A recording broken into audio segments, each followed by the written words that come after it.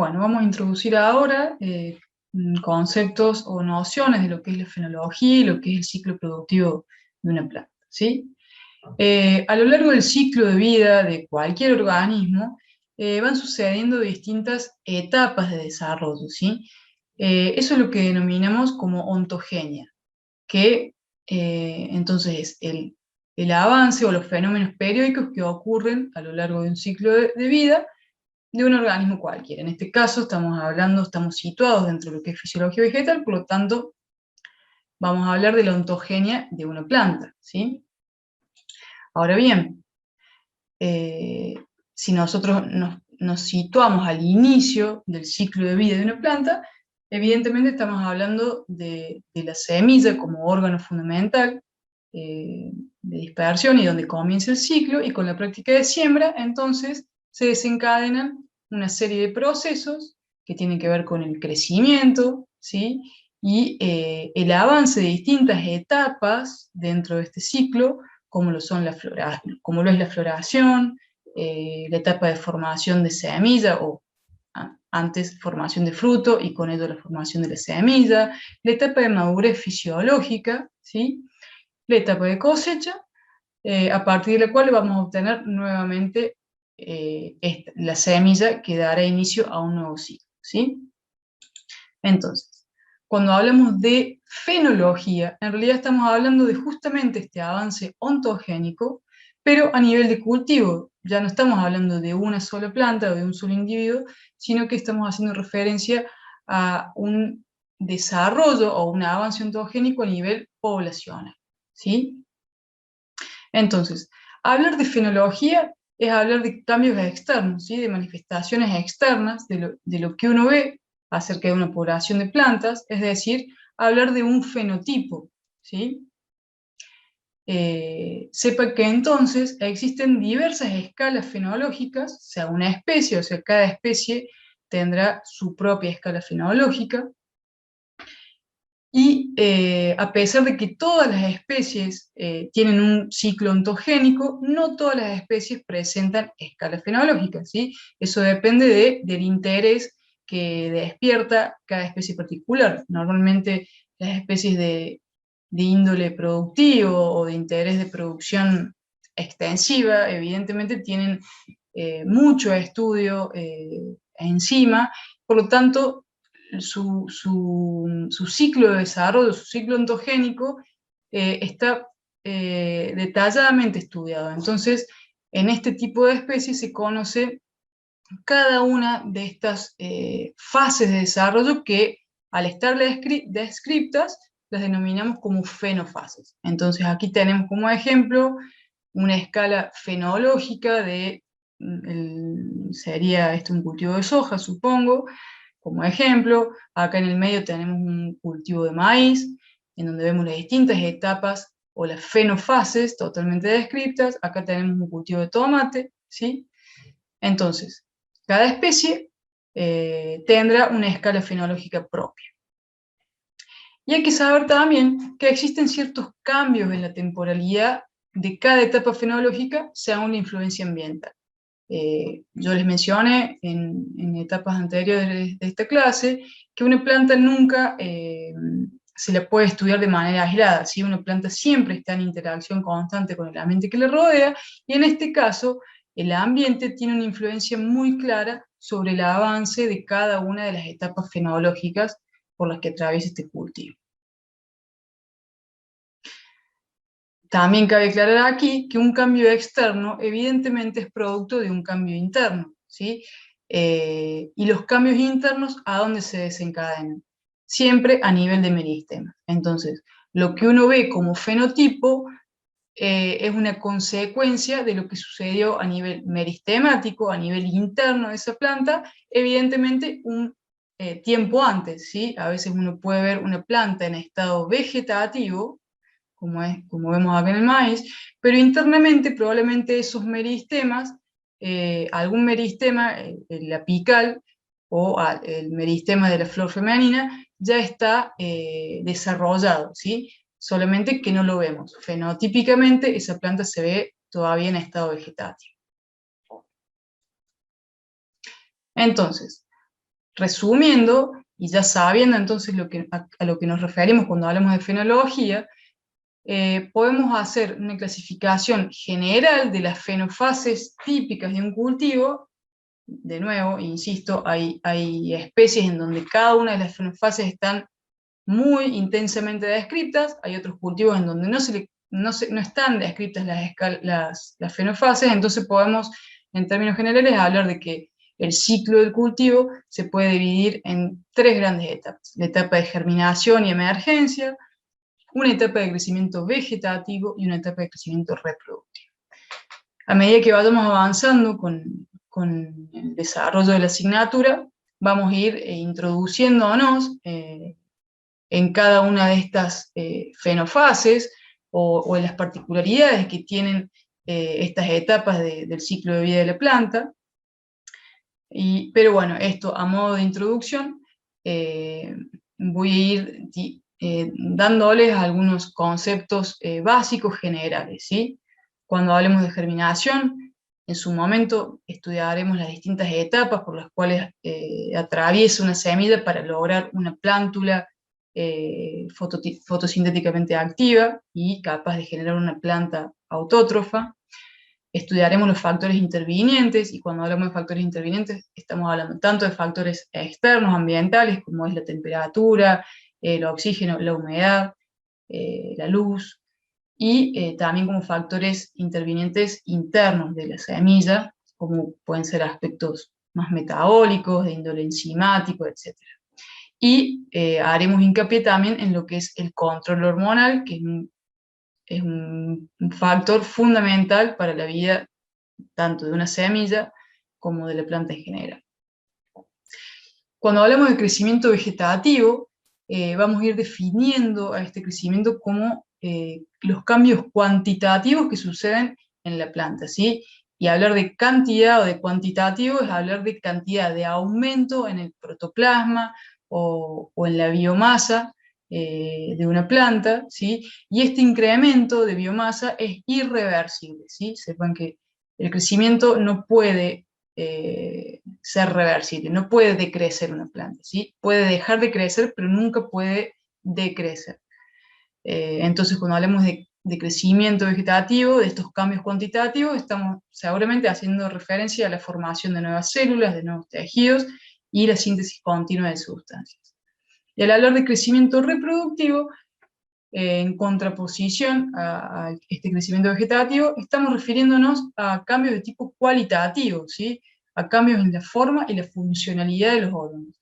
Yo anteriormente les dije que los meristemas son quienes hacen este cambio, esta transición de estar generando hojas, ramas, tallos, y en un determinado momento del ciclo de vida de esa planta, producto de la interacción con el ambiente, esos meristemas hacen una transición floral, ¿sí? Entonces, es importante que ya vayamos tomando nota de estos procesos que se suceden en todas las plantas y que obviamente van a tener una temporalidad variable en función del ambiente en que crezca esa planta. Entonces, hasta aquí hemos dado además nociones de fenología y de ciclo reproductivo. Pasaremos entonces a hablar de ciertos ejemplos de problemas agronómicos y cuáles son los abordajes que podemos hacer desde la fisiología vegetal. Vamos a situarnos entonces, como dijimos, en el inicio de un cultivo, en el inicio, en la etapa de implantación, de siembra y de implantación del cultivo. Y vamos a ver que a lo largo justamente de este ciclo de vida, normalmente a nivel agronómico y en la vida en general, las situaciones nunca son las óptimas, ¿sí? Y es más frecuente encontrarnos con situaciones estresantes que con situaciones óptimas, ¿sí? Por lo tanto, nuestro rol como agrónomos y como fisiólogos y la importancia de nuestra intervención en esto es comprender cómo la planta puede adaptarse o cómo va a responder a estas distintas situaciones problemáticas para entonces así poder tomar decisiones correctas que nos lleven a poder tolerar o adaptar esa condición problemática, esta situación de estrés, de la mejor manera posible, sin afectar el objetivo final que normalmente es obtener una determinada nivel de producción. Vamos a comenzar con un ejemplo que muchas veces se presenta a nivel de campo, que en este caso vemos, por ejemplo, manchones dentro del cultivo, dentro del surco, sin plantas, ¿sí? Espacios con una notoriedad de ausencia de semillas o de plántulas emergidas, ¿sí? En este caso uno se podría preguntar si los problemas que tenemos aquí tienen que ver con la calidad de la semilla utilizada, con una buena sanidad, ¿sí? Con un buen vigor, ¿sí? Atributos de calidad fisiológica y de sanidad que son deseables para un brote de semillas. Podemos también preguntarnos si quizás tenemos un problema de suelo, ¿sí? En su textura, en su estructura, que no permite una buena implantación de ese cultivo o de esas semillas. Y por último, podemos preguntarnos si, en definitiva, hay algún problema de disponibilidad hídrica. Entonces, habiendo certificado por lo menos que partimos de un lote de semillas de buena calidad, que siempre es lo deseado, lo deseable, al inicio de cualquier ciclo de producción, vamos a pararnos desde fisiología vegetal en un análisis de esta situación problemática, enfocándonos o abordándolo desde la economía del agua, ¿sí? ¿Qué pasa cuando en un suelo no tenemos una buena disponibilidad hídrica? La semilla, evidentemente, va a sufrir un problema de imbibición, ¿sí? En definitiva, para que una semilla se imbiba, ya lo veremos cuando hablemos de germinación, no necesita tanta agua, pero en la medida que ese suelo esté desprovisto de humedad, puede generar algunos efectos como son una heterogeneidad en la imbibición y posteriormente en las distintas etapas que se suceden luego de la imbibición, que terminan con la emergencia de esa plántula. Como ejemplo, les presento acá una figura que es importante que desde ya empecemos a aprender cómo se leen las figuras, cómo se lee una tabla de resultados. En este caso tenemos una figura que nos grafica cómo va la absorción de humedad en el eje Y y cómo varía en el tiempo, ¿sí? Y las distintas series gráficas que vemos aquí tienen que ver con distintas condiciones de humedad en el suelo, ¿sí? Fíjense que este primer tratamiento es el tratamiento que más rápidamente y mayor cantidad de agua llega a tener, o sea, llega a un nivel de porcentaje de peso seco inicial casi del 80 o 90%, y más rápidamente llega a este alto nivel de imbibición o de absorción de agua, ¿sí?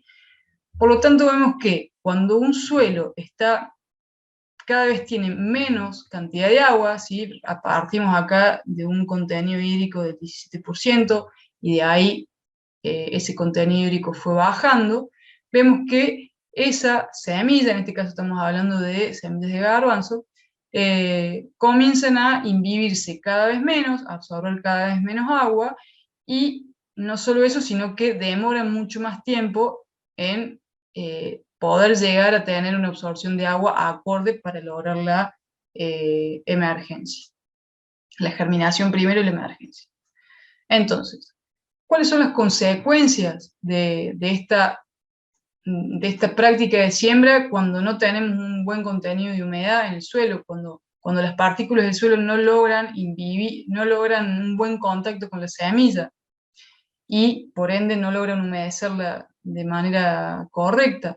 Bueno, las consecuencias es, en primer lugar, tenemos pérdida de semilla, porque probablemente esa semilla que no logra una buena imbibición es susceptible a ser contaminada con hongos o con microorganismos del suelo, es susceptible a ser comida por insectos, ¿sí? Por lo tanto, esto va a desencadenar que a nivel de lote, en los espacios en donde esa semilla no pudo germinar, se produzca invasión de malezas que sí son oportunistas y que sí tal vez pueden tolerar un nivel de humedad más bajo, ¿sí? Entonces, en este caso, el cultivo implantado va a sufrir una competencia interespecífica notoria. A su vez, aquellas semillas que sí logran germinar, ¿sí? Que sí logran inhibirse y pueden desencadenar las distintas etapas de la germinación, probablemente demoren mucho más en el tiempo, unas más, otras menos, por lo tanto, a nivel de lote vamos a tener una heterogeneidad en el tiempo de emergencia entre plántulas. Y esto genera una competencia intraespecífica, es decir, esta misma especie que hemos cultivado, la especie de interés, va a generar competencia por tener al lado quizás una planta que germinó antes y ejerce competencia por agua y por recursos a la plantulita que recién pudo germinar unos días después. Evidentemente, todo esto genera ya desde el inicio del ciclo de ese cultivo digamos, una desventaja o una situación desfavorable que se va a arrastrar a lo largo del desarrollo de esa planta y de ese cultivo, y probablemente como resultado final a nivel de producción no vamos a tener los resultados esperados o los resultados deseables.